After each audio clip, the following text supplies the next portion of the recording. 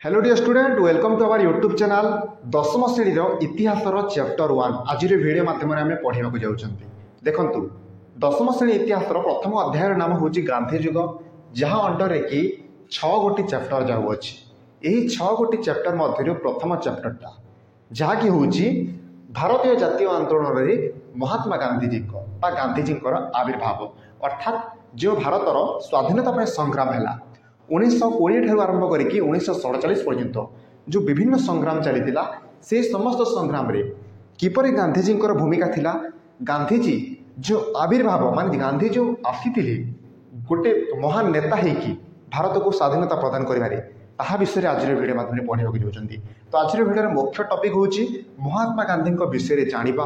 महात्मा गांधी विषय जानी सारापर जन्म ठार मृत्यु पर्यंत अर्थात तांकर जन्म पाठपढ़ा स्वाधीनता संग्राम में जो जोग देते विभिन्न आंदोलन रे जेमिति कि चंपारण आंदोलन, खेड़ा आंदोलन, अहमदाबाद लुगा कारखाना आंदोलन, रावलात आईन, जालियानवालाबाग हत्याकांड यही सब किसी आज वीडियो माध्यम में पढ़ाक जाऊँगी। ठीक अच्छे वीडियो को प्रथम शेष पर्यंत देखूँ गोटे भी डाउट रही गोटे वीडियो काफी आपंकर पाठ पढ़ा पूरा क्लीयरली ये चैप्टरटा को बुझीजे। चलो स्टार्ट करवा। चैनल रे जो मैंने नुआ अच्छा चैनल को सब्सक्राइब करके वीडियो को गोटे लाइक कर दिंतु और निजर समस्त फ्रेंड्स को शेयर कर दिंतु जहाँद्वारा से भी देखिपारे। चलो स्टार्ट करवा। चलतु बर्तमान में महात्मा गांधी विषय जाना। देखो स्क्रीन रे आपण मैंने देखिपुर महात्मा गांधी विषय में डिटेल्स लिखिदे। देखो प्रथम महात्मा गांधी जन्म ठार आरंभ करवा और धीरे धीरे आम आग को जावा। प्रथम देखो महात्मा गांधी जे कि 1869 मसीहा अक्टोबर मासर 2 तारिख स्थान गुजरात पोरबंदर ठारे जन्म होते। प्रथम यही कथा आपंकर नोट कॉपी लिखिकी रखु जे 1869 मसीह स्टोरी आरंभ हो स्टोरी शेष हम एंड रे किंतु 1869 स्टोरी आरंभ हो 1869 अक्टोबर 2 तारिख में महात्मा गांधी जन्म होते गुजरात पोरबंदर निकट में। ठीक अच्छे द्वितीय पॉइंट जोटा मुझे आपको देखा दूची विवाह महात्मा गांधी विवाह विषय देखु जे 1882 मसीह अर्थात से जेहेतु 1869 जन्म होते 1882 अर्थात 13 वर्ष होता से समय एवं से 13 वर्ष बयस से बह करते पाने। ठीक अच्छे क्या बह करते ना गांधीजी बह करते कस्तूरबा मन रखु कस्तूरबा को गांधीजी बह करते। ठीक अच्छे गांधीजी पत्नी नाम थिला कस्तूरबा है। नेक्स्ट पॉइंट जहाँकि मुझे पाठपढ़ा विषय जनवाक चाहूँगी। देखु 1888 मसीह से बारिस्टरी पाठ पढ़ाई इंग्लैंड को जाते पे मैंने कौन बारिस्टरी पाठ वकिलाती पाठ पढ़ाई से इंग्लैंड को जाते एवं यही आईन शिक्षा को समाप्त कर सारापर से कौन कले ना तांकर आईन व्यवसाय आरंभ करदे कौटी राजकोट रे एवं बॉम्बे रे तांकर आईन व्यवसाय आरंभ करते। परीक्षा रे प्रश्न आसी थाए गांधीजी तांकर आईन व्यवसाय कौन ठारू प्रथम आरंभ करते। मन रखिए महात्मा गांधी तांकर आईन शिक्षा समाप्ति पर राजकोट एवं बॉम्बे ठारू तांकर आईन व्यवसाय आरंभ करते।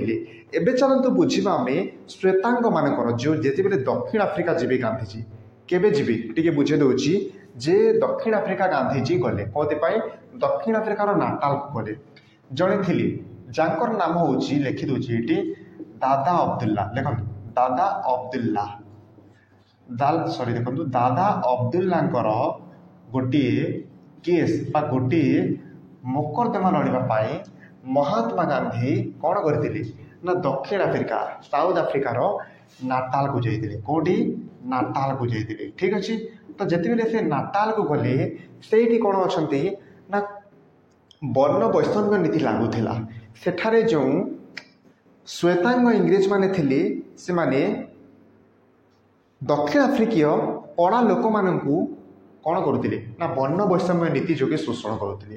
ताहले यही वर्ण वैषम्य नीति कौन जहाँकि महात्मा गांधी को प्रभावित करथिला एवं यही नीति द्वारा गांधीजी एते इरिटेट हो जाते जे से एक बड़ पदक्षेप नहीं। चलतु कौन पदक्षेप थिला महात्मा गांधी द्वारा जो विभिन्न कथा होता से एवं इंग्रेज मानकर वर्ण वैषम्य नीति जहाँ थिला ताकू चलतु पिता माने वर्तमान में बुझा दक्षिण आफ्रिका रोकुवा श्वेतांग इंग्रेज माने कृष्णांग आफ्रिकीय मानू एवं भारतीय मानू किपरि अत्याचार करुले तांकर अत्याचार मुख्य माध्यम थिला दक्षिण आफ्रिकार वर्ण वैषम्य नीति थिला माने यही वर्ण वैषम्य नीति कौन ना यही नीति अनुसार वर्ण देखिकी कौटी जमीक से श्वेतांग थे माने तांकर धड़ा चेहरा थिला धड़ा शरीर थिला से माने कौन करुले भारतीय मानू ता सहित कृष्णांग अपेक्षा अर्थात भारतर जो मैंने जाइए दक्षिण आफ्रिका रोते ता सहित आफ्रिकार कृष्णांग व्यक्ति अर्थात कला लोक मानू कौन करुले ना से शोषण करुले यही वर्ण वैषम्य नीति जोगे कौन कौन करा देखो वर्ण वैषम्य नीति जोगे इंग्रेज माने किपरि भाव में आम भारतीय मानू एवं दक्षिण आफ्रिका मानू शोषण करुले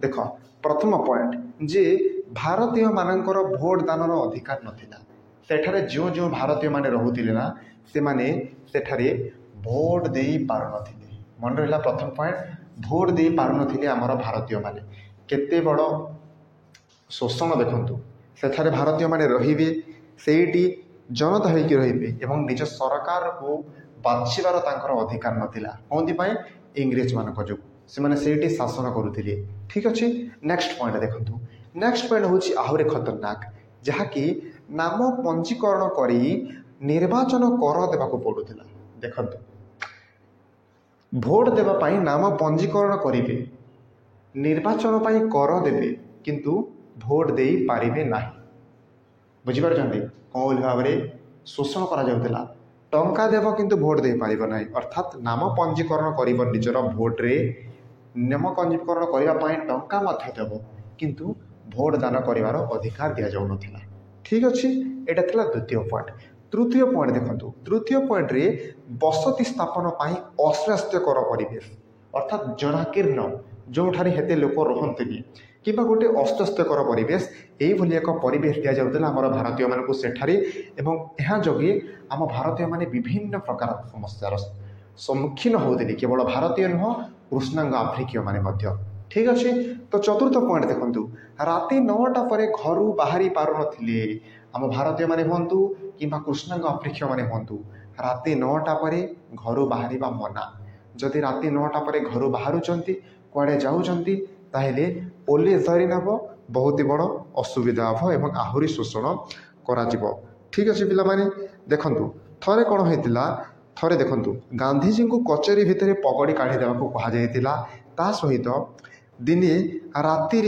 9टारे पदचला रास्तार जिते बेले चलुले किए गांधीजी सेतेबेले से पुलिस आक्रमणर शिकार होते एवं समस्त होटेल तांकू रहिबाकू कोठरी देवाई मना करदे ठीक अच्छे नेक्स्ट पॉइंट देखंतु नेक्स्ट पॉइंट होची ए पॉइंटा बुझिल जे राति 9टा पर घर बाहरी पार नथिले सेठारे रहउतबा भारतीय एवं कृष्णांग आफ्रिकीय माने नेक्स्ट पॉइंट होची जनसाधारण रास्तार चली पार नथिले पिला माने जो जनसाधारण पाद चला रास्ता थिला ना सेही रास्तार केही भी चली पार नथिले केही माने भारतीय माने एवं कृष्णांग आफ्रिकीय माने चली पारु नथिले ठीक अच्छे नेक्स्ट पॉइंट होची रेल गाड़ी प्रथम बा द्वितीय श्रेणी रे यात्रा करि पारु नथिले को माने भारतीय माने एवं कृष्णांग आफ्रिकीय माने रेल गाड़ी सेठारे जाउतबा रेल गाड़ी फास्ट क्लास एवं सेकेंड क्लास गाड़ी रे भारतीय माने एवं आफ्रिकीय माने यात्रा करि पारु नथिले फेले माने बुझी पारला ए रेल गाड़ी कथा गोटे मन पड़ा थरे कौन होता मुझे देखी दूसरी आपको बता दूसरी शुणु प्रथम गोटे घटना होता कौन होता दिने गांधीजी रेल गाड़ी प्रथम कोठरी यात्रा करुले से समय कौन होता जड़े श्वेतांग सहयात्री अर्थात जड़े धला व्यक्ति ए इंग्रेज सहयात्री माने सांगरे यात्रा करुले तो कौन होता ना से अभियोग करते क्या विरोध गांधीजी विरोध में ता द्वारा कौन होता ना गोटे स्टेशन रे रेल गाड़ी गार्ड और पुलिस सहित कौन करा ना से माने पुलिस एवं रेल गाड़ी गार्ड गुड़िक कौन कले ना गांधीजी को तांकर जिनिस पत्र सहित से कोठरी ठेलिकी बाहर कर देथिले काहाकू महात्मा गांधी को देन कौन होता जानी देन यह द्वारा श्वेतांग मानकर विरोध में महात्मा गांधी मन ना विद्रोहर बंधी उठिला से कौन कही जानी से कही आज मत तुम्हें माने रेलरू काढ़ी देच देखिब काली मु तुमको मो देशरू तड़ीदेवी तड़िले आपण जानी ठीक अच्छे यहाँ हूँ आपर वर्ण वैषम्य नीति जहाँकि दक्षिण आफ्रिकार श्वेतांग इंग्रेज मान द्वारा प्रचलन करा भारतीय मानकू एवं कृष्णांग आफ्रिकीय मानक अत्याचार करने। नोट कर दिंतु यह आपण मान मोस्ट इम्पोर्टाट बोर्ड परीक्षा यहाँ 5 वन वैषम्य नीति श्वेतांग इंग्रेज माने भारतीय मानक शोषण करने को जाकि भारतीय माने काम करुवा भारतीय बणिक जहाज मालिक एवं विभिन्न कार्यकर्ता मानू श्वेतांग इंग्रेज माने ना कुली बोली संबोधन करुले। यही कुली शब्दर अर्थ नीच दृष्टि व्यवहार करा जाए, अर्थात नीच दृष्टि देखुले इंग्रेज माने आमर भारतीय मानक। तो यहाँ एक वर्ण वैषम्य नीति इंग्रेज मानकर वर्ण वैषम्य नीति को गांधीजी जितेबले देखिले जितेबले अनुभव कले तांको मनरे विद्रोहर भाव उठिला। से विद्रोहर भाव को से आगक एक बड़ आंदोलन काया देवा चाहिए। से कौन करते ना से प्रथमे भारतीय मानक मध्य राजनैतिक सचेतनता जागृत करने को चेष्टा करते। कौटी दक्षिण आफ्रिका से कौन कले 1894 मसीह 1894 मसीहा मन रखिए 1894 यही मसीह से नाटाल भारतीय कांग्रेस प्रतिष्ठा कले। यही नाटाल भारतीय कांग्रेस प्रतिष्ठा करथिले एवं तापरे परे गोटे संवादपत्र जार नाम हूँ इंडियन ओपिनियन यही संवादपत्र प्रकाश करथिले एवं यह माध्यम दक्षिण आफ्रिका होउतबा श्वेतांग मानकर अत्याचार लोकलोचन को आनी गांधीजी। देन आंगुली छाप आईन थिबा गोटे प्रमाणपत्र आईन थिला आंगुली छाप थिबा पंजीकृत प्रमाणपत्र आईन थिला। एटा केबे आसीथिला एई आईनटा आसीथिला 1906 रे पिला माने मन रखिबे 1906 रे ए आंगुली छाप आईन आसीथिला। एटी कोन हेतिला ना एहा को विरोध करबा को जायकी गांधीजी विरोध करथिले। कौन करथिले ना सत्य एवं अहिंसा उपर आधारित गोटे अस्त्र जहाँ हूँ सत्याग्रह अस्त्र प्रयोग करथिले। ठीक अच्छे तो मन रखिए 1906 मसीह जो आंगुली छाप विरोध आईन विरोध में आंदोलन होता से ही आंदोलन में गांधीजी प्रथम सत्याग्रह अस्त्र प्रयोग करते। पुणी थे रिवाइज कर दिंतु राजनीतिक सचेतनता जागृत करने 1894 नाटाल भारतीय कांग्रेस प्रतिष्ठा कले इंडियन ओपिनियन संवाद पत्रिका प्रकाश कले 1906 आंगुली छाप पंजीकृत प्रमाणपत्र थी आईन विरुद्ध गांधीजी सत्याग्रह अस्त्र प्रयोग करते। यहाँ गोटे इंपोर्टेंट टॉपिक आपणकर परीक्षा ए प्रश्न आसी थाए। देन चलते आम बर्तमान आगक बढ़ा। 1908 मसीह एक इंटरेस्टिंग घटना होता शुणु 1908 मसीह एक इंटरेस्टिंग घटना होता। दक्षिण आफ्रिका जो श्वेतांग सरकार राज करते गोटे नियम थिला। नियमटा कौन थिला नियम थिला देशांतर गमन निषेध आईन। यही देशांतर गमन निषेध आईन को विरोध करने को जाकि भारतीय माने कौन करते नाटाल सीमा पार होगी ट्रांसवाल गमन करते एवं अनेक गिरफ होते पिला माने कौन 1908 मसीह घटना यहाँ देशांतर गमन आईन को विरोध करिकी अनेक भारतीय नाटाल सीमा पार होगी कोटी जाइए नाटाल सीमा पार होगी ट्रांसवाल गमन करते ट्रांसवाल। ठीक अच्छे एवं सेठी अनेक भारतीय गिरफ होते। उद्देश्य कौन थिला इंग्रेज सरकार देशांतर गमन आईन को विरोध करवा। ठीक अच्छे नेक्स्ट आउ गोटे पॉइंट देखते कौन हो 1913 मसीहा मार्च मासर 14 तारीखर घटना कौन होता देखो दक्षिण आफ्रिका उच्च न्यायालय एक निष्पत्ति क्रमे ख्रीष्टियान रीति अनुसार संपादित हो नथिबा आउ पंजीकरण हो नथिबा भारतीय मानकर विवाह स्वीकृति को प्रत्याहार करागला। यहाँ द्वारा कौन है ना यह विरुद्ध में आंदोलन गुड़िक संगठित होता। दक्षिण आफ्रिकार गांधीजी दक्षिण आफ्रिकार जेहेतु गांधीजी थे से कौन करते ना यही आंदोलन को से नेतृत्व नहीं एवं यही आंदोलनटा गांधीजी शेष आंदोलन था दक्षिण आफ्रिका। ठीक अच्छे यहाँ द्वारा कौन होता इंग्रेज सरकार हार मानिले एवं अपमानजनक भाव यही आईन को प्रत्याहार कर देते पिलामाने। ठीक अच्छे यही समय ना दक्षिण आफ्रिकार जे शासन मुख्य साउथ आफ्रिका दक्षिण आफ्रिकार शासन मुख्य किए थे दक्षिण आफ्रिकार शासन मुख्य थे जनरल स्पॉट्स। मन रखिए किए जनरल स्पॉट्स लिखि दूची मन रखु नोट रे लिखिकी रखु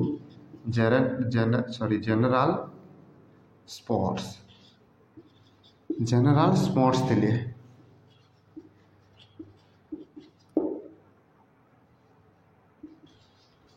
देखो जनरल स्पॉट्स थे दक्षिण आफ्रिकार शासन मुख्य।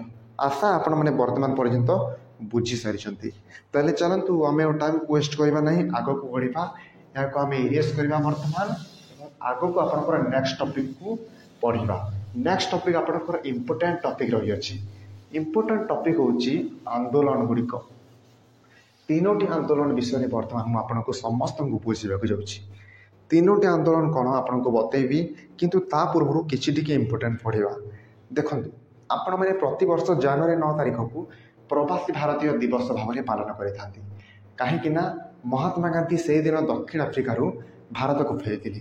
तो यह घटनाटा होता 1915 मसीह के 1915 मसीहा जनवरी मासर 9 तारीख के 1915 मसीहा जनवरी मासर 9 तारीख में महात्मा गांधी दक्षिण आफ्रिकार भारत को फेरी थे।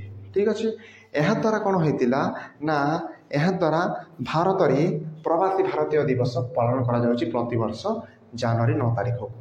तो गांधीजी राजनीतिक गुरु किए थे?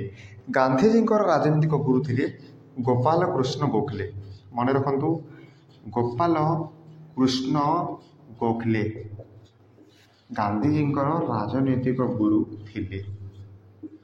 हैला यही नाटा को मन रखु बोर्ड परीक्षा रे प्रश्न पचार। गोपाल कृष्ण गोखले होउचंती गांधीजी राजनीतिक गुरु। ठीक अच्छे पिला माने देन जदि मु आपन को आग को बढ़ेबी विश्वकवि जी अछंती रविंद्रनाथ ठाकुर। विश्वकवि रविंद्रनाथ ठाकुर महात्मा गांधी को गांधीजी को महात्मा आख्या देथिले।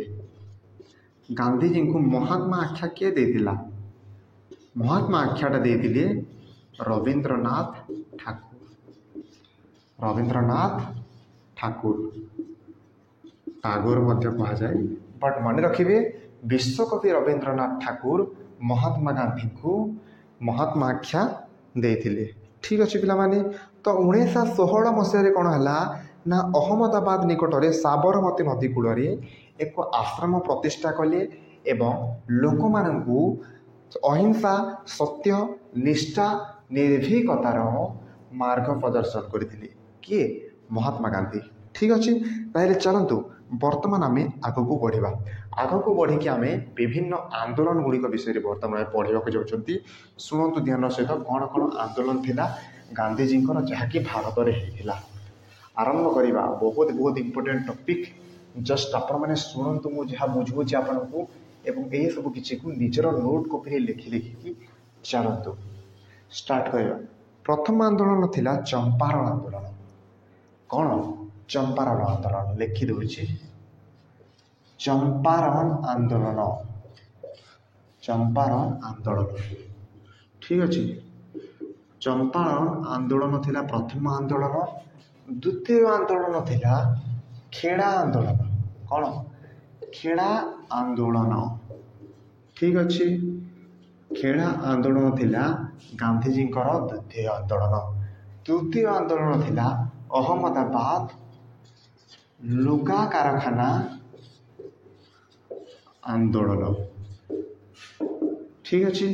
तो ये जो तीनोटी प्रथम द्वितीय तृतीय यही तीनोटी आंदोलन को टिकिनिकी करके ठीक भाव में वर्तमान बुझाक जाऊँगी। देखु चंपारण आंदोलन ठार आम स्टार्ट करवा चाहतु उभय दुईटा को इरेज कर दूची। चंपारण आंदोलन ठार मुझे सहित आलोचना करी चंपारण आंदोलन में कौन कौन होता। चंपारण आंदोलन कहीं होता कौठारे होता कारण कौन थिला गांधीजी भूमिका कौन थिला सबकिछि को वर्तमान मुझे सहित बुझेगा जाऊँगी।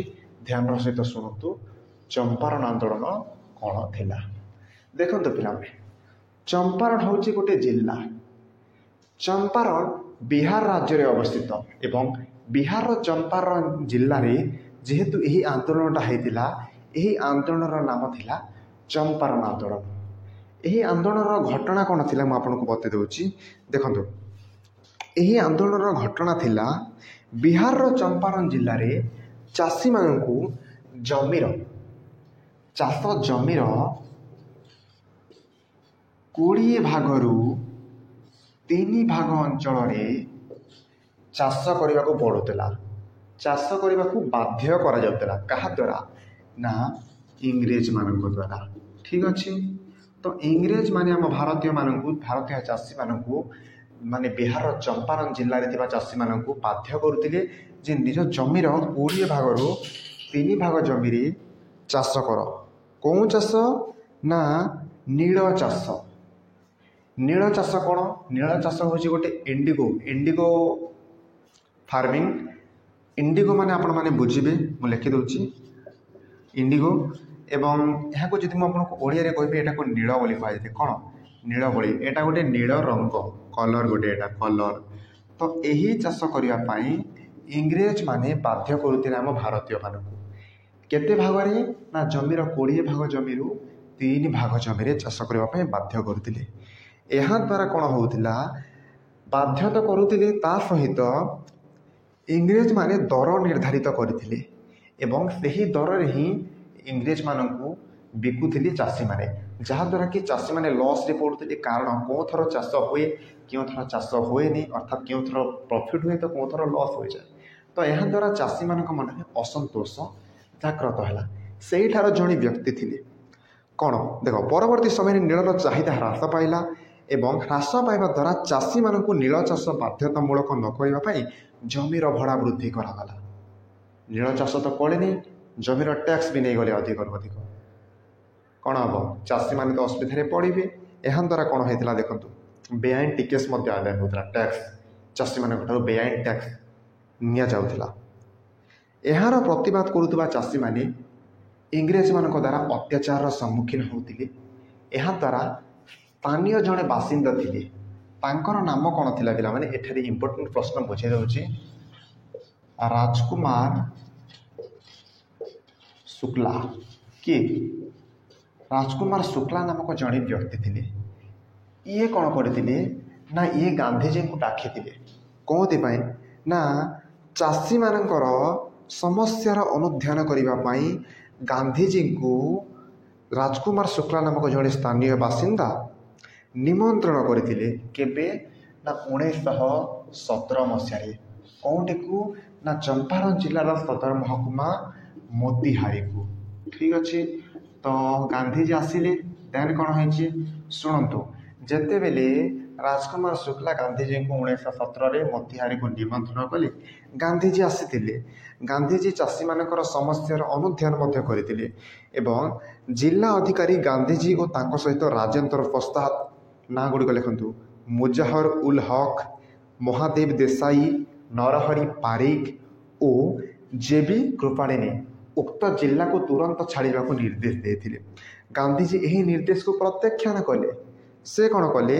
ନା ଯେକୌଣସି ଦଣ୍ଡ ଭୋଗିବାକୁ ଆମେ ପ୍ରସ୍ତୁତ ବୋଲି କହିଦେଇଥିଲେ। କାହାକୁ? ଇଂରେଜ ସରକାରକୁ। ଅହିଂସା ଉପାୟରେ ଅନ୍ୟାୟମୂଳକ ଆଇନକୁ ଅମାନ୍ୟ କରିବା ସେତେବେଳେ ଭାରତରେ ଏକ ନୂତନ ପ୍ରକାରର ଆନ୍ଦୋଳନ ପଦ୍ଧତି ଭାବେ ଉଭା ହେଇଥିଲା ପିଲାମାନେ। ତ ଶେଷରେ ସରକାର ଗାନ୍ଧିଜୀଙ୍କୁ ଚମ୍ପାରଣ ଚାଷୀମାନଙ୍କର ସମସ୍ୟାର ଅନୁଧ୍ୟାନ କରିବା ପାଇଁ ଅନୁମତି ଦେଇଦେଲେ ଏବଂ ଏହି ବିଷୟରେ ସରକାରଙ୍କ ଦ୍ୱାରା ଗଠିତ ଗୋଟିଏ କମିଟି ଗାନ୍ଧିଜୀଙ୍କୁ ଏକ ସଦସ୍ୟ ଭାବରେ ସେହି କମିଟିରେ ମିଶାଇ ଦେଲେ। ଗାନ୍ଧିଜୀ ନିଜେ ଅନୁସନ୍ଧାନ କଲେ, ଚାଷୀମାନଙ୍କୁ ଇଂରେଜ ମାଲିକଙ୍କର ଶୋଷଣରୁ ରକ୍ଷା କରିବା ନିମନ୍ତେ ଆନ୍ଦୋଳନ ସଫଳ କଲେ। 3 କାଠିଆ ବ୍ୟବସ୍ଥା ଉଚ୍ଛେଦ ହେଲା। ନୂଆ କଥାଟିଏ ଶୁଣିଲେ ବର୍ତ୍ତମାନ ଆପଣମାନେ। 3 କାଠିଆ ବ୍ୟବସ୍ଥା କ'ଣ ଦେଖନ୍ତୁ। 3 କାଠିଆ ବ୍ୟବସ୍ଥା। 3 କାଠିଆ ବ୍ୟବସ୍ଥା। ଏହି 3 କାଠିଆ ବ୍ୟବସ୍ଥା କ'ଣ ନା ପିଲାମାନେ, ଏଇଟା ଆପଣଙ୍କୁ ଯାହା ମୁଁ ପୂର୍ବରୁ ବୁଝେଇଥିଲି। ଜମିର 20 ଭାଗରୁ 3 ଭାଗ ଜମିରେ ଚାଷ କରିବ ଏବଂ ଇଂରେଜମାନଙ୍କ ଦ୍ୱାରା ନିର୍ଦ୍ଧାରିତ ଦରରେ ବିକ୍ରି କରିବ। ଏଇଟା ହିଁ ହେଉଛି ସେ ଆପଣଙ୍କର 3 କାଠିଆ ବ୍ୟବସ୍ଥା। ମନେ ରଖନ୍ତୁ, ଯଦି ପରୀକ୍ଷାରେ ପ୍ରଶ୍ନ ଆସୁଛି 3 କାଠିଆ ବ୍ୟବସ୍ଥା ଲେଖିବେ। 3 କାଠିଆ ବ୍ୟବସ୍ଥା ବିହାରର ଚମ୍ପାରଣ ଜିଲ୍ଲାରେ ଲାଗୁଥିଲା, ଯେଉଁଥିରେ କି ଜମିର 20 ଭାଗରୁ 3 ଭାଗ ଜମିରେ ଚାଷୀମାନଙ୍କୁ ନୀଳ ଚାଷ କରିବା ପାଇଁ ବାଧ୍ୟ କରାଯାଉଥିଲା ଏବଂ ଯଦି ନୀଳର ଚାହିଦା ହ୍ରାସ ପାଉଛି ତାହେଲେ ଚାଷୀର ଜମିର ଭଡ଼ା ଅଧିକ ନିଆଯାଉଥିଲା ଏବଂ ବେଆଇନ ଟିକେସ୍ ମଧ୍ୟ ଆଦାୟ କରାଯାଉଥିଲା, ଯାହାଦ୍ୱାରା ଚାଷୀମାନଙ୍କର ସମସ୍ୟା ବଢ଼ିଲା। ରାଜକୁମାର ଶୁକ୍ଲା କ'ଣ କଲେ, 1917ରେ ଗାନ୍ଧିଜୀଙ୍କୁ ଇନଭାଇଟ୍ କଲେ। ଗାନ୍ଧିଜୀ ବିହାରର ଚମ୍ପାରନ ଜିଲ୍ଲାର ସଦର ମହକୁମା ମୋତିହାରୀ ନିକଟରେ ପହଞ୍ଚିଲେ, ଚାଷୀମାନଙ୍କର ସମସ୍ୟାର ଅନୁଧ୍ୟାନ କଲେ, ଦେନ୍ ଚାଷୀମାନଙ୍କୁ ତାଙ୍କର ନ୍ୟାୟ ଦେଇଥିଲେ ପିଲାମାନେ। ଠିକ୍ ଅଛି, ଦେନ୍ କ'ଣ ହେଇଥିଲା ଦେଖନ୍ତୁ, ଏ ବ୍ୟବସ୍ଥାଟା ଉଚ୍ଛେଦ ହେଇଗଲା। କେଉଁଠି? ବିହାର ଚମ୍ପାରନରେ ଏ ବ୍ୟବସ୍ଥାଟା ଉଚ୍ଛେଦ ହେଇଗଲା ଏବଂ ଇଂରେଜ ମାଲିକଙ୍କ ଦ୍ୱାରା ବେଆଇନ ଭାବେ ଆଦାୟ କରାଯାଇଥିବା ଅର୍ଥର 25% କେତେ 25% ଚାଷୀମାନଙ୍କୁ ଫେରାଇ ଦିଆଗଲା। ଠିକ୍ ଅଛି, 1 ବର୍ଷ ମଧ୍ୟରେ ସେଠାରେ ଯେଉଁ ଇଂରେଜମାନେ ଥିଲେ ସେମାନେ ଚାଲିଗଲେ। ବୁଝିପାରିଲ? ଏଇଟା ଥିଲା ମହାତ୍ମା ଗାନ୍ଧୀଙ୍କର ପାୱାର। ଠିକ୍ ଅଛି, ଏଇଟା ଥିଲା ଆପଣଙ୍କର ପ୍ରଥମ, ଯେଉଁଟାକି ଚମ୍ପାରନ ଆନ୍ଦୋଳନ।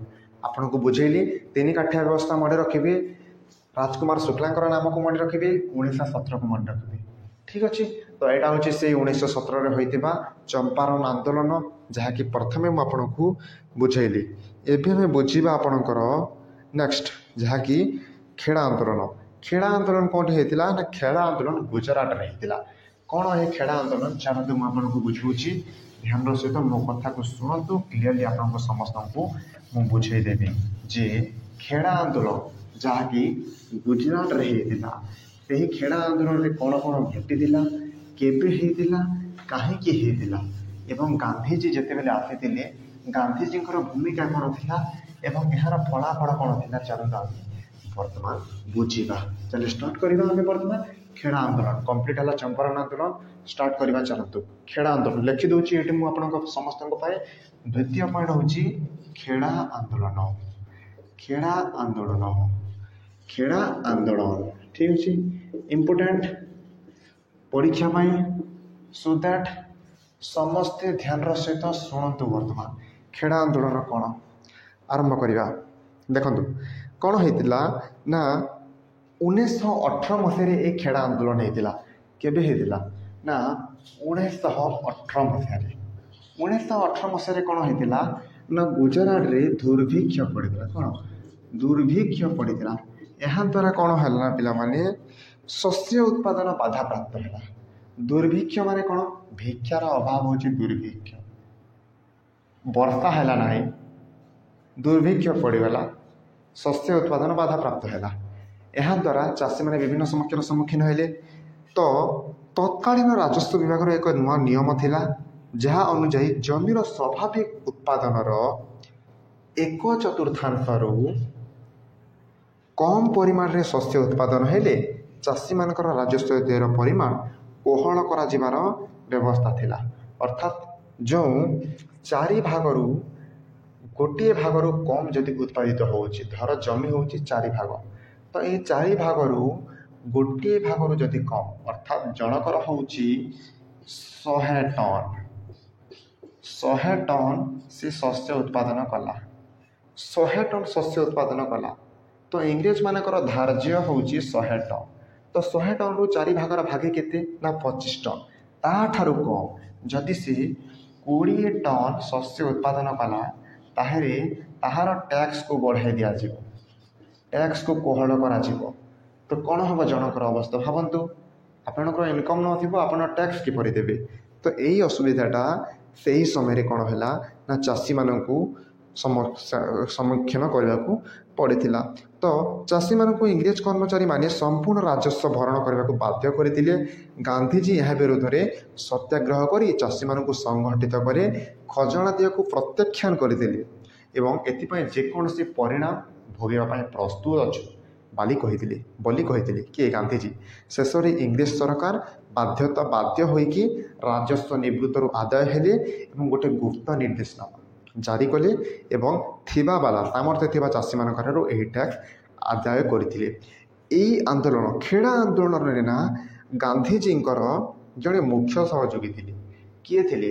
ମୁଖ୍ୟ ସହଯୋଗୀ। ଦେଖନ୍ତୁ ଲେଖିଦେଉଛି, ମୁଖ୍ୟ ସହଯୋଗୀ।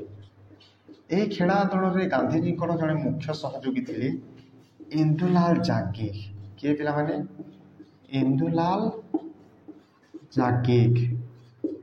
ଇନ୍ଦୁଲାଲ ଜାଗିର ଥିଲେ ଗାନ୍ଧିଜୀଙ୍କର ଜଣେ ମୁଖ୍ୟ ସହଯୋଗୀ। ବୁଝିହେଲା? ଏବଂ ଗାନ୍ଧୀଜୀଙ୍କର ଏହି ପ୍ରୟାସରେ ଜଣେ ଗାନ୍ଧୀଜୀଙ୍କ ଠାରୁ ପ୍ରଭାବିତ ହୋଇଥିଲେ। ସେ ଥିଲେ ଆପଣମାନଙ୍କର ସର୍ଦ୍ଦାର ବଲ୍ଲଭ ଭାଇ ପଟେଲ। ଏହି ଆନ୍ଦୋଳନର ପଢ଼ାରେ ପ୍ରଭାବିତ ହୋଇ ସର୍ଦ୍ଦାର ବଲ୍ଲଭ ଭାଇ ପଟେଲ, କିଏ? ବଲ୍ଲଭ ଭାଇ ପଟେଲ। ବଲ୍ଲଭ ଭାଇ ପଟେଲ ଇଏ କ'ଣ ନା ଗାନ୍ଧୀଜୀଙ୍କର ଜଣେ ଅନୁଗାମୀ ହୋଇଗଲେ, ପ୍ରଧାନ ଅନୁଗାମୀ ହୋଇଗଲେ। ମନେ ରଖିବେ ଏଇଟା, ଅନୁଗାମୀ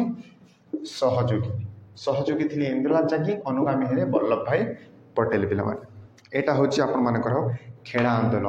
ଠିକ୍ ଅଛି, ତ 2ଟି ଆନ୍ଦୋଳନ କମ୍ପ୍ଲିଟ୍ କଲି ବର୍ତ୍ତମାନ ଆପଣଙ୍କ ପାଇଁ। ଏବେ ଚାଲନ୍ତୁ ଚମ୍ପାରଣ ଆନ୍ଦୋଳନକୁ ଆମେ ବୁଝିବା।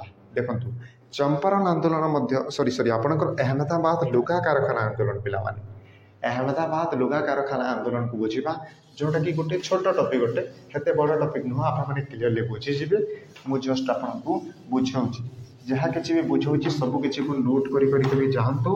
ଆପଣମାନଙ୍କୁ ପରୀକ୍ଷାରେ ଏଇଟା ବହୁତ ମାତ୍ରାରେ ହେଲ୍ପ କରିବ, ପରୀକ୍ଷାରେ ଲେଖିବାରେ।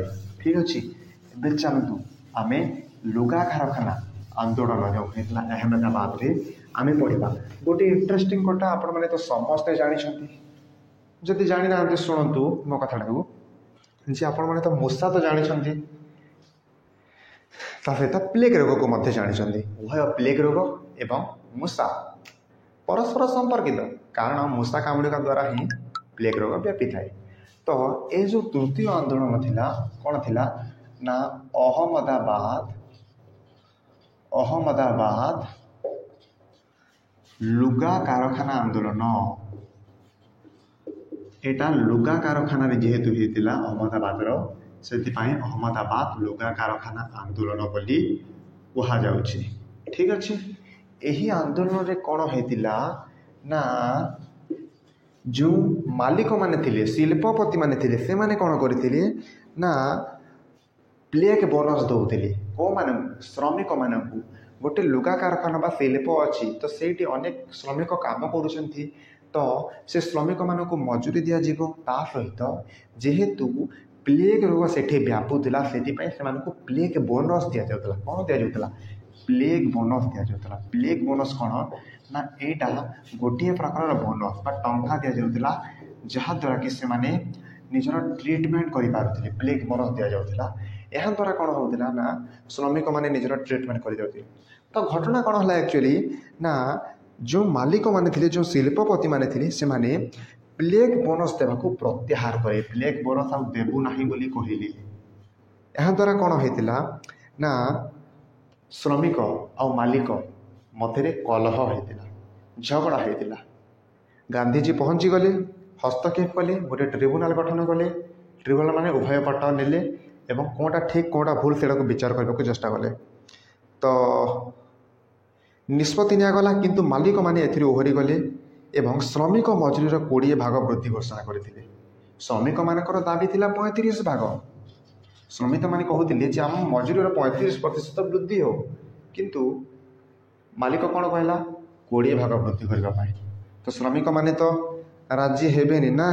ତାହେଲେ କ'ଣ ହେଲା ନା ଗାନ୍ଧୀଜୀ ଶ୍ରମିକମାନଙ୍କୁ ନେଇ ଗୋଟେ ଅହିଂସା ଆନ୍ଦୋଳନ କରିବା ପାଇଁ ନିଜେ ଏହାର ନେତୃତ୍ୱ ନେଇଥିଲେ। ପିଲାମାନେ ଏହାଦ୍ୱାରା କ'ଣ ହେଲା, ଶେଷରେ ଦାବି ପୂରଣ ପର୍ଯ୍ୟନ୍ତ ଅନଶନ ଚାଲୁ ରଖିବେ ବୋଲି ଘୋଷଣା କରି ଶ୍ରମିକମାନଙ୍କ ସପକ୍ଷରେ ଅନଶନ କଲେ। ଏହି ଶ୍ରମିକମାନଙ୍କୁ ଦୃଢ଼ ଭାବରେ ସଂଗଠିତ କରି ସମଗ୍ର ଭାରତର ଦୃଷ୍ଟି ଆକର୍ଷଣ କରିଥିଲେ। ଏଥିରେ ଭୟଭୀତ ହୋଇକି ଶେଷରେ କାରଖାନା ମାଲିକମାନେ ଶ୍ରମିକମାନଙ୍କର ମଜୁରୀର 35 ଭାଗ ବୃଦ୍ଧି କରିବା ପାଇଁ ସମ୍ମତି ପ୍ରଦାନ କରିଥିଲେ। ଏହାଦ୍ୱାରା ଗାନ୍ଧୀଜୀଙ୍କ ଜନସାଧାରଣଙ୍କ ମନରେ ସତ୍ୟାଗ୍ରହ ପ୍ରତି ଆଗ୍ରହ ଓ ଶ୍ରଦ୍ଧା ଓ ସମ୍ମାନ ଆଣିଥିଲେ। ପିଲାମାନେ ଦେଖିଲେ ତ ଗାନ୍ଧୀଜୀଙ୍କର ପାୱାର ସବୁଠି। ଠିକ୍ ଅଛି, ତ ଅହମ୍ମଦାବାଦ ଲୁଗା କାରଖାନା ଆନ୍ଦୋଳନ ଆପଣମାନେ ବୁଝିଲେ। ପ୍ଲେଗ୍ ବୋନସ୍କୁ ଯେହେତୁ ପ୍ରତ୍ୟାହାର କଲେ, ସେଥିପାଇଁ ଶ୍ରମିକ ଏବଂ ମାଲିକ ମଧ୍ୟରେ କଲହ ହୋଇଥିଲା।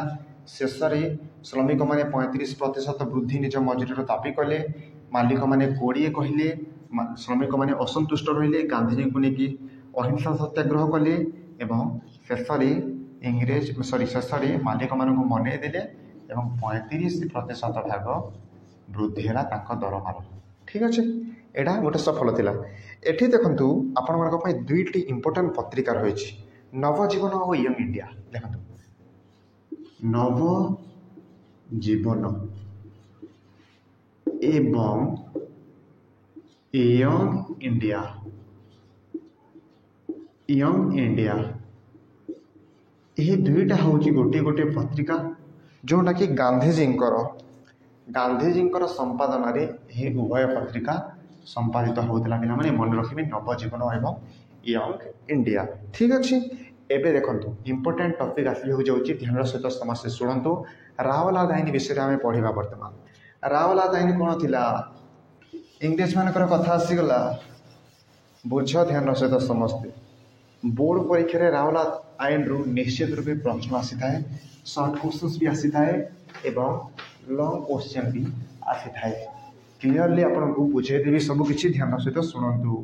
तो पिला माने वर्तमान आम पढ़ा जाऊँ रावलाद आईन बा रावलाद एक्ट विषय वर्तमान पढ़ा जाऊँगी आपण मानक मु पूर्वर पढ़ाई थी चंपारण आंदोलन विषय ये जो चंपारण आंदोलन थिला गांधीजी प्रथम ग्रासरूट लेवल संगठित आंदोलन थिला समस्त तो बुझी चंपारण आंदोलन कौन जो बिहार 3 काठिया व्यवस्था किंतु यही जो रावलाद आईन आंदोलन अच्छी ना यहीटा जातीय स्तर रे गांधीजी प्रथम आंदोलन थिला रावलाद आईन विरोधी आंदोलन जातीय स्तर रे प्रथम आंदोलन। ठीक अच्छे ताहले यही आंदोलन ये रावलाद आईन कौन एवं कौन आंदोलन होता बर्तमान आपण मानक मु बुझेबी ध्यान सहित शुणु। प्रथम रावलाद आईन कौन बुझे दूसरी 1919 ये रावलाद आईन आसाला यह रावलाद आईन 1919 आसाला प्रथम विश्वयुद्ध केबे हेतिला 1914 रु 1918 मध्य होता। तो प्रथम विश्वयुद्ध पर भारत इंग्रेज और मित्र शक्ति को बहु भाव में साहाय्य करता प्रथम विश्वयुद्ध में यह द्वारा भारतीय मानकर आशा थिला जे इंग्रेज माने भारतर राजनीतिक दाबी गुड़ी को पूरण करेंगे किंतु इंग्रेज माने किसी भी पूरण कले इंग्रेज माने भारतीय माने निराश होते। तो इंग्रेज सरकार भारत में विद्रोह और विप्लवात्मक कार्यकलाप को दमन करने विचारपति रावलाद अध्यक्षतार गोटे कमिटी गठन करते। तो यही रावलाद कमिटी जहाँ आईन सुपारिश कला ताहाको रावलाद आईन कहगला कौन रावलाद कमिटी यही रावलाद कमिटी जहाँ आईन सुपारिश कला यहाँ रावलाद आईन बोली कहुला। रावलाद आईन कौन थी बर्तमान इंपोर्टेंट टॉपिक जोटा मुझे बुझाऊँ देखंतु यही आईन अनुसार ना इंग्रेज सरकार जेकोसी भारतीय मानक गिरफ करें बिना विचार रे कारादंड रे दंडित करें कौन यही रावलाद आईन अनुसार इंग्रेज सरकार जेकोसी भारतीय को बिना विचार विमर्श करी किसी विचार विमर्श ना केवल डायरेक्टली पूरे दियो जेल को कारागार रे दंडित कर दौले। तो निश्चित रूपे विरोध करा भारत में गांधीजी विरोध कले 1919 मार्च 18 तारिख में यही आईनटा गृहीत होता के 1919 मार्च 18 तारिख में यही आईनटा गृहीत होता एवं यही आईन गांधीजी ए आईन विरोध में गण सत्याग्रह आरंभ करने निमंते देशवासी को आह्वान देते। विभिन्न व्यक्ति जमीती कि श्रीमती आनी बेसंत गांधीजी को विरोध करते सहित दिनेश एदुलजी वाचा सुरेंद्रनाथ बानर्जी तेज बहादुर सापुरू श्रीनिवास शास्त्री एवं नेता माने गांधीजी सत्याग्रह को विरोध करते। समग्र भारत में गोटे दिन हरताल पालन पर गांधीजी देशवासी को परामर्श देते पिला। ठीक अच्छे तो एबे रावलाद आईन तो आपण मैंने बुझीगले 1914 रु 1918 मध्य जो प्रथम विश्वयुद्ध होता से भारतीय माने अनेक आशा प्रकट करते इंग्रेज माने आमको साहाय्य करेंगे किंतु इंग्रेज माने कौन कले भारतीय मानक साहाय्य कर जहाँद्वारा कि भारतीय मान मन में निराशार भाव प्रकट होता एवं शेष इंग्रेज भारतीय माने कौन ना दमन कले विरोध कले यही दमन विरोध को कंट्रोल करने को चाहिए इंग्रेज सरकार बा ब्रिटिश सरकार रावलाद कमिटर अध्यक्षतार गोटे रावलाद आईन आनिले जो आईन रे जेकोसी भारतीय को भी बिना विचार रे कारादंड रे दंडित कर व्यवस्था कले यहाँ गांधीजी सहित अनेक विरोध करते यहाँ रावलाद आईन बुझेगा 1919 मार्च 18 यहाँ गृहीत होता पे एबे आपणकर आउ गोटे इंपोर्टेंट टॉपिक जोड़ा रही आज लास्ट टॉपिक ध्यान सहित पढ़े सेटा हूँ आपण मानकर जालियानवाला बाग हत्याकांड। जालियानवाला बाग हत्याकांड आपणकर इंपोर्टेंट टॉपिक ए टॉपिक परीक्षा रे निहाती प्रश्न आसीपारे सो दैट ए टॉपिक को निहाती आपण शुणुतु मो सहित वर्तमान। जालियानवाला बाग हत्याकांड 1900 केवे घटना एटा एप्रिल 13 अटे किंतु 1919 अटे नहीं कि 1919 एप्रिल 13 तारीख घटना यहाँ जालियानवाला बाग हत्याकांड कौटा जालियानवाला बाग हत्याकांड लिखिदे जालियानवाला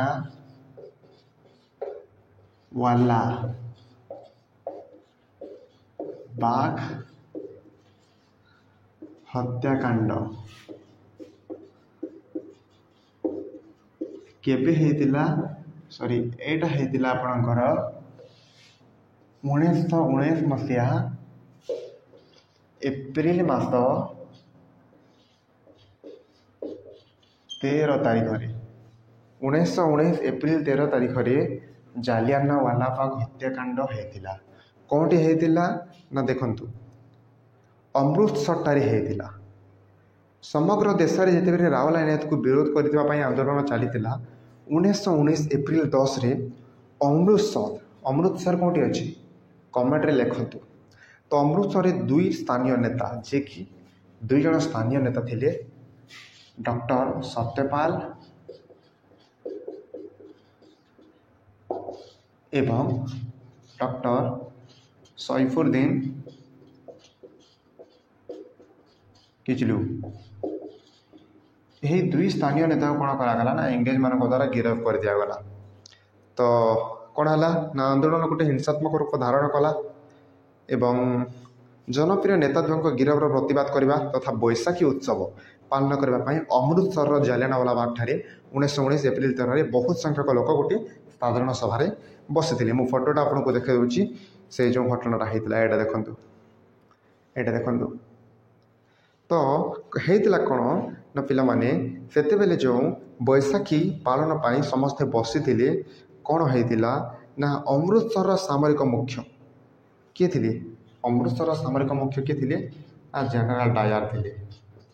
ये जो जनरल डायर थे ना ये जनरल डायर दले श्रमिक को नहीं सॉरी दले सैन्य को लेकिन ये सभारे पहुँचले एवं बिना सतर्कतार सहित गुड़ी वर्षर फली से जनता ठीक अच्छे निर्धूम लोक मैंने मरीगले अनेक आहत हेले सरकारी हिसाब जोटा करा 379 जन मृत्यु होता बेले 1200 जन आहत होते किंतु गांधी जिते बेले यहाँ तदंत कले से जनागला जे 1200 जन मृत थे एवं 3600 जन आहत थे बुझेगा यहाँ गांधीजी हिसाब एवं सरकार हिसाब थिला 379 जन आहत सॉरी मृत होते 1200 जन आहत होते मन रखिए यहाँ हूँ सरकारी हिसाब यहाँ हूँ सरकारी हिसाब एवं यहाँ हूँ महात्मा गांधी हिसाब है परीक्षा जो कौन भी आसपे मन रखिपार